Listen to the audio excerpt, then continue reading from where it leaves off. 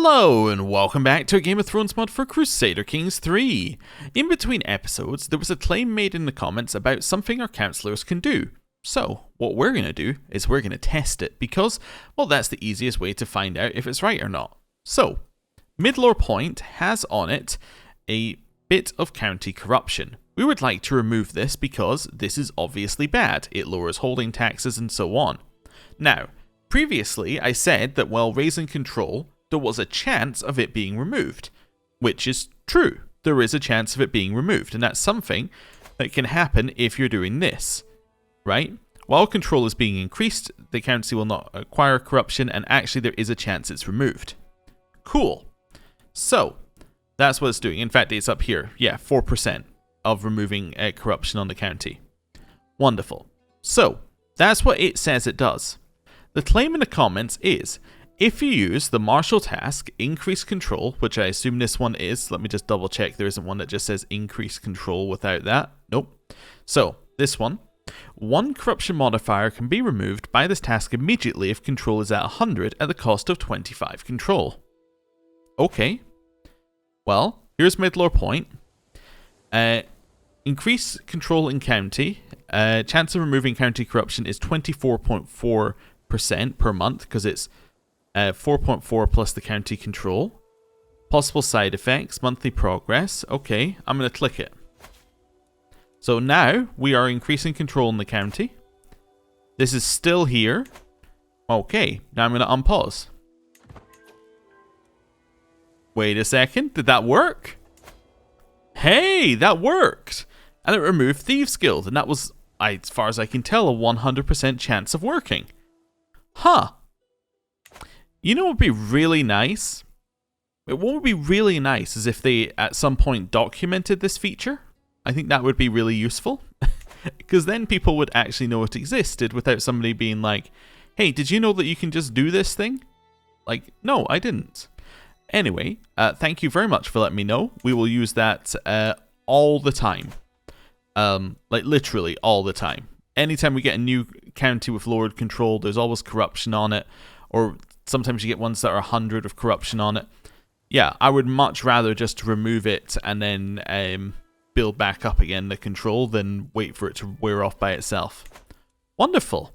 Okay, well that was a good start. What's next? Next I want to do just a little check-in on our plot and just maybe mark a few people to check where we're going with this. So, our potential heir is going to marry this person who is third in line. We are killing Heiress of the Reach, which we have 3 people invited for, and that's going to happen in 9 months. We then kill his brother, and then we're set. I went too far there. You currently do have a spouse, but your spouse is 39 years of age. So it's unlikely that you're going to have many more children. It's also, looking at your health versus her health, unlikely that you're going to outlive her. Okay, cool. So what we would expect is once we do this, this person becomes the heir. Hopefully they don't break the betrothal, which I don't think they will. I have seen it happen once or twice, but I think I've only seen it in CK2. I don't know if I've ever actually seen the AI break a betrothal in CK3. But maybe we want to wait until they're married before we, kill off the second heir. But essentially, you're going to marry this person, then their child will be the heir to the Reach, and then it's quite simply just kill along the line. It's kill, child inherits, great. And that gets us the Reach. Cool. That plot makes a lot of sense. What are we going to do in the meantime? I think we're going to do a tour when we hit 300 gold, and we now have 400. Let's do a tour now then. Let's do a nice short tour to make some money. I think that's going to be very good for us. And we're going to do something like this. I'm not spending a long time working it out. I'm just clicking on people until we have clicked on enough people. Cool. A tour like this, and then we'll make some money off of it. We're not really aiming to go very far. We're aiming for the cheapest one that we can do. So let's do that. So apparently I have a lot of them on Tour of the Grounds right now, which increases control. I don't think I need that. I think I'm actually going to have a hosted dinner at every single vassal. Why am I having a hosted dinner? Because it increases opinion. And given that we're about to take money off them, we would very much like their opinion to stay roughly where it is. Right, superior mounts is fine. We could go with more entourage, which would give us a higher prestige gain. Don't need that. This increases the starting success of our tour. I think that's also entirely unnecessary because because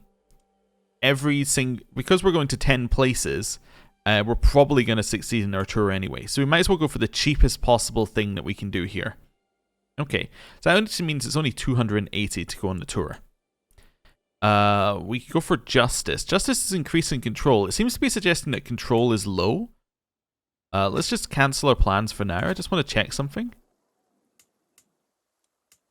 Yeah, control doesn't really seem to be low. There's a map mode for control, isn't there? County control. Yeah, like there's no issues with control here whatsoever. So I don't know why it's so obsessed with giving us control. That's fine. Grand Tour. Please tell me you remembered everything. You did not. That's fine. I will click on the people again. In no particular order. I think I missed somebody that I clicked on last time. I did. Maybe. Maybe not. Whatever. It's fine. Anyway. So we don't need control. Like, all of these ones were like, you should gain control, but there's no reason for it. So let's do that. We'll go lowest on each of these. Don't need to do justice, so instead I will do recreation, maybe? That gives us stress lowering things. We could do altruism. I don't think we need that either. We could do lechery. I think just doing recreation should be fine. Cool. I think this is going to be good. And it's a grand tour, which is a taxation tour. Yeah. There's a little chance of danger here. And then there's a little bit of danger in some other places down here. I'm not overly worried. We're talking about 6% chance of an event happening. I think we're fine. Yeah, let's do our tour. Right, and then I think we're good to go. Wonderful. Oh, one thing I did forget. Do we have any other children? Yes, we have a second child here, Lady Alice. We should maybe think about working out what we're doing with her, but we'll do that later. I received a welcome worthy of a lord at the gates of Lord Selden's castle in Midvale, my coffer wagon and tax collectors making the goal of my visit clear. He received me with all requisite deference. From previous times where we've done tours, it's basically this line which matters, because it'll tell you how they received you, but otherwise it doesn't really matter. Actually, I don't think that line matters that much either, but, you know, that's the one that at least gives you some, that's one that changes generally. Cool. Dinner activity. A tasty treat. Truly the meal this evening has been a delight. I feasted on all manners of foods, savoury and sweet, but nothing has quite enamored my appetite like these fine pomegranate cakes. No matter how many I eat, no matter how much I savour their taste, there simply isn't enough to get them out of my mind. I find myself becoming lost in them with each bite, the flavour bursting into my mouth, bringing me one step closer to experiencing the seven heavens. Though my stomach is packed tight, my clothing is strained, I feel compelled to reach for more. I don't like the 0% chance you die, because I don't believe it's 0. I think it's actually like 0.1 or 0.2. I think I'm just going to not eat some of the cake. I think that's fine. I think that would probably be okay. Hey, I gained 21 gold. Nice. It seems I'm not the only honoured guest at Lord Selden of Midvale's court. This evening I've been sat beside the fascinating Rodmund. Okay, and our conversation has left me feeling most elated. None understand the world and the seven-pointed star like I do, magnanimous lord. If you'd have me, I'd be honoured to lend my skills at your court. Okay, maybe. It's rare that one finds such a fascinating person without a home of their own, but is there room at my court for him? You can say yes or be gone. Sure, why not? That seems fine. Hey, getting more money. You can see it popping up every now and again there. We're getting royal favour again, which is increasing our prestige. Alright, thanks Stannis. Appreciate it. A parting demand. I'd like 20 gold. He gave me 20 gold. Thank you very much. And one of the other reasons we want it is because if we push this up, then we get some more stuff out of him, or more stuff out of all of our vassals, which is nice. And we get this, which gives us vassal tax contribution. And anyway, I sit at the dinner table awaiting my dessert. When it finally arrives, I can scarcely contain my elation. A pious confection in the shape of a 7-pointed star is slid over to me on an ornate plate. The thing is so intricately decorated as if the 7 who are one themselves had just made it for me. Of course, I love it, and the only question is, how can I best show my appreciation? So we can become friends, or I owe you one? Let's be friends. Sure. Instead of him getting a hook on me. Nice. I think he made a wonderful cake for me. I think that was incorrect, but anyway. Requisite deference, same thing that we were met with last time. Wonderful. And now it's time for another dinner. Our cat has been killing things, which gives us a huge health boost, which is lovely. So our health is great right now, which is exactly where we want to be when our children are young. New intrigue perk. We want to go truth is relative and work our way down to twice schemed. I think that's just the obvious path forward here. So let's do that. Dreams of a better life. Oh, I just noticed as well, our court grandeur dropped. We could probably start paying for more things, because we were paying for the men at arms previously. We could probably go up to like this and move ourselves back up again. Yeah, I think I can spend 6 a month on this. Let's do that. It gives us some benefits. The benefits don't matter too much. The benefits are nice, don't get me wrong. They're okay benefits. But the main thing that we're getting out of this is not getting this negative from having our court grandeur be too low. Actually, you know what? I'm going to put lodgings up to max because I like this one better. Allows you to get guests to join your court more easily. And then we could maybe lower these as well. Yeah, I don't really need to spend as much in those. It's the same cost, but it means that we're getting benefits that are actually good for us. Let's do that. Apply. Cool. How much does this go up by? 0.28 per month, so it's still very slow, but anyway. That's fine. In here. This evening I'm seated next to Lord Daemon's knight Marwyn as he watching as he sighs into his plate with longing. Truly, I grow tired of life here in Borreline, and long to elevate my station in life. My talents are wasted here, and I've lately been thinking of slipping off with you back to Castle Rock, where I can really show what I'm worth. You do appear to be quite good. We could potentially get him into our court. But you know what? Why don't we just get a friend? Yeah. We don't necessarily need him right now. Okay. If he was a genius or something, we'd take him, but yeah. The meal this evening has been to die for, but the chefs keep piling food high. I've noticed that my courtier Rodmond has been scarcely touching what little he puts on his plate. Though a lack of appetite would be fine at any other time, Lord Daemon of Borrelin seems to be getting insulted that a member of my entourage is picking and poking at their dish. We can say eat something. Okay. Or I'll make an excuse for him. I will make an excuse for him. That's fine. Okay. Hey, we're getting paid more. We've already made our money back. Wonderful. A story for Phineas. Another evening of merriment draws to a close, and I find myself locked in conversation with Phineas of all people. Before I know it, the room has become silent save for our conversation, and everyone is hanging on my next word. Though a little awkward, I'm sure I can tell a tale that everyone will be delighted by. Something tragic or something light. It does not matter. The bonus is identical either way. We'll go tragic. A parting demand. You will give me money. Wonderful. My host has brought me out of his home to a local tavern. All around I see the wretched and weak engaged in drinking debauchery, but Lord Daemon assures me that the mead served in this establishment is simply to die for. As the first round passes my lips, I feel alive. The drinks hit like a ton of bricks, and I feel that tonight will be a night of endless revelry. I'm definitely not going to drink until I die. I would prefer not to die. I'm going to say you've really outdone yourself. Get some opinion. Sure. That seems good. And he became my friend as well. We've arrived at the next place. Requisite deference. Alright.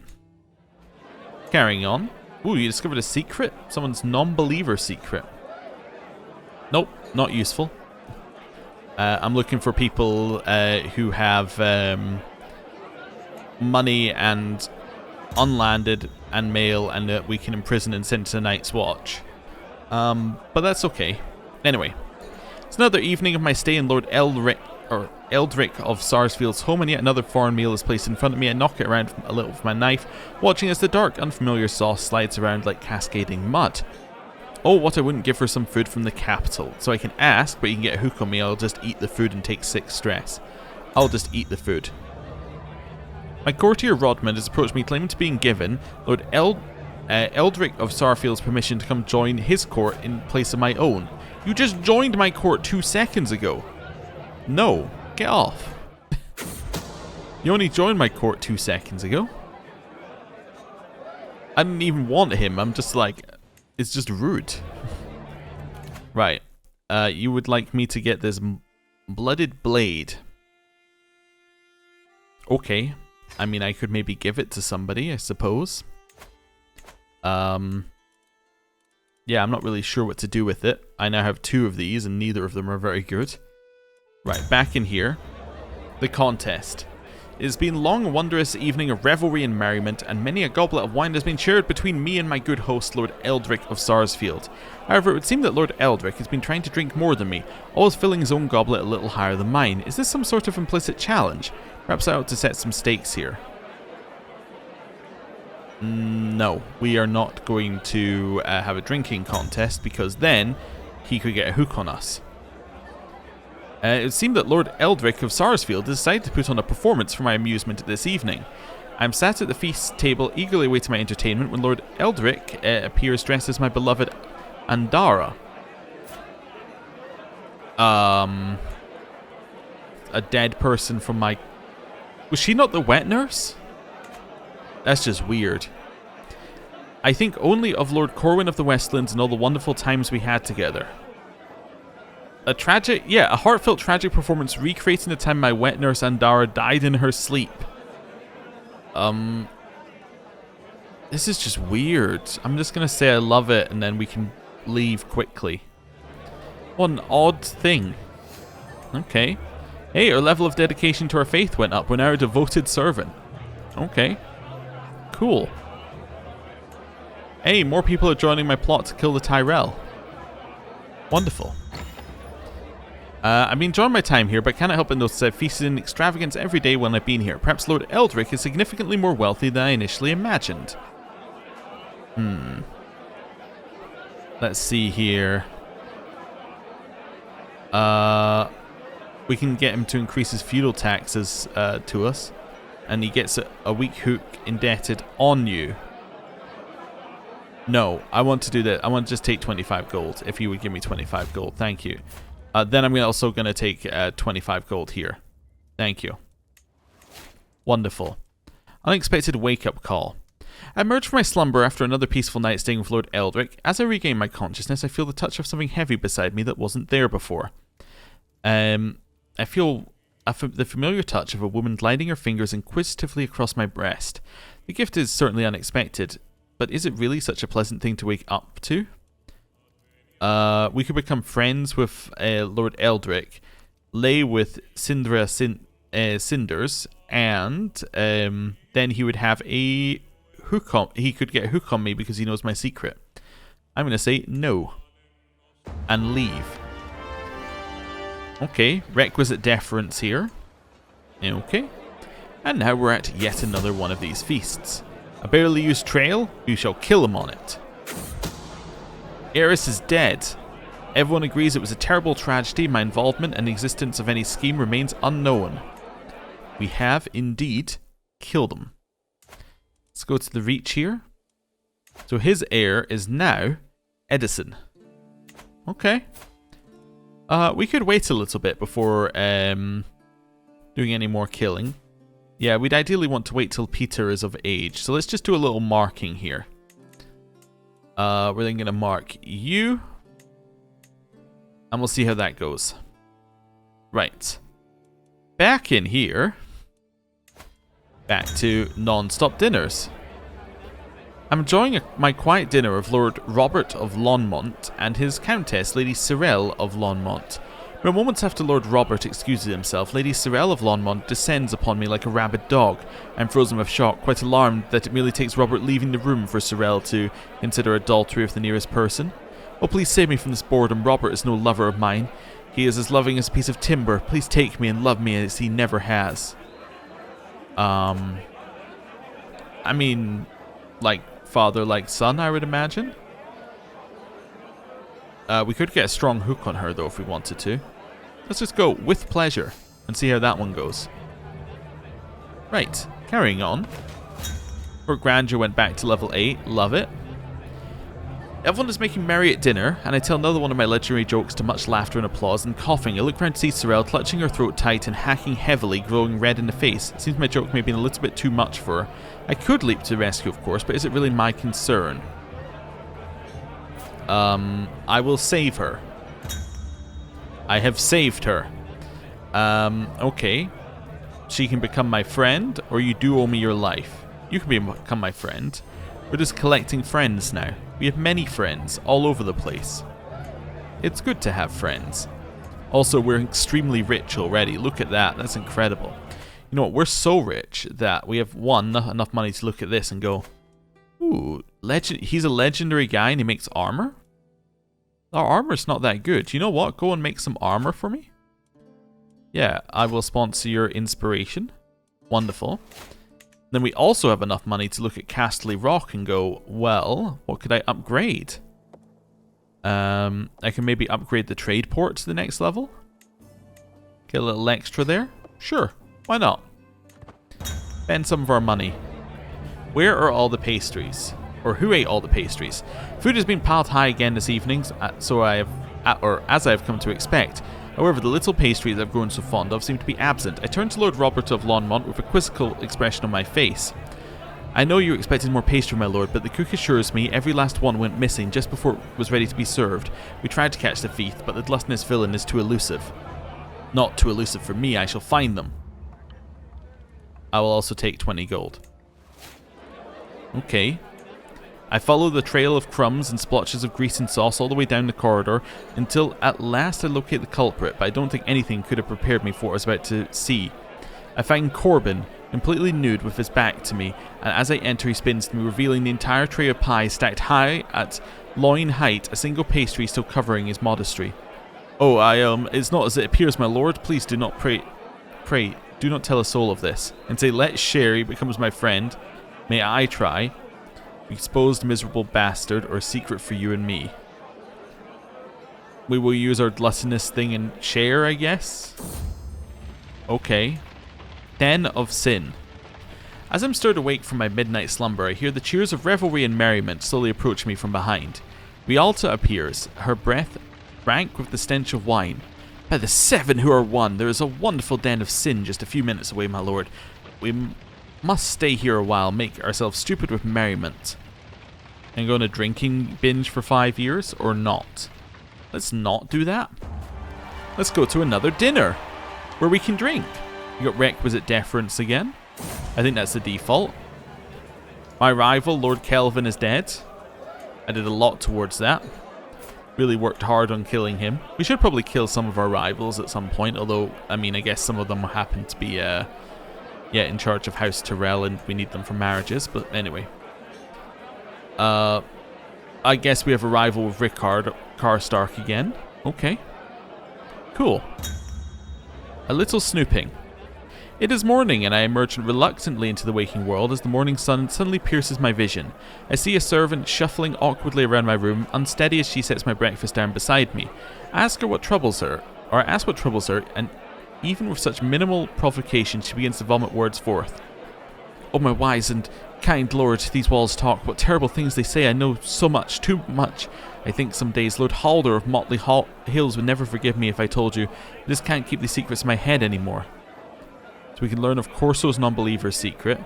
Pay some money for that, or you should keep your mouth shut. Alright, I'm just going to learn of the non-believer secret. Thank you. Cool. Cool. Continue being at our dinner. A learned man, Conan's bright eyes scour the room looking for an opponent to the scientific statement he just expelled, but no one rises to the challenge, much to his disappointment. No wonder, considering the level of intellect at which the discussion would have to be held. I'm impressed. This is the kind of wit that is hard to come by. He must be in my court. I would say this is silly. I'm not going to kidnap him. He's not that good. Okay, people are becoming rivals from this. Inspiration, the Lord's treasure. My opulent court is resented and celebrated the world over. All wish they could match and enjoy its splendour, and with that come the admirers. Today Rickon is ushered in and introduced as representing a small Lull Faith of the Seven Septon Lull. My most holy lord, my friends and I hear of wondrous a shield being made for you. Wish to donate to your armourer. It would deeply honour us, your majesty. We have saved for months. It says, I who is honoured. I refuse, keep it friend, or is that all? I say it's I who is honoured. The reason why we do this is we want the slightly higher quality armour. Wonderful. Hey, control is now back to where it should be in Middlore Point. We will now train commanders. Wonderful. Okay, a local delicacy. I'm not going to let the filth touch my tongue because we don't want to die. I'm then going to take my 20 gold. And with that, we are about halfway through our tour, and unfortunately, we're the whole way through the episode. I know it's a little bit earlier than usual, but needs to be slightly shorter today. So, thank you very much for watching. I will see you next time. Goodbye.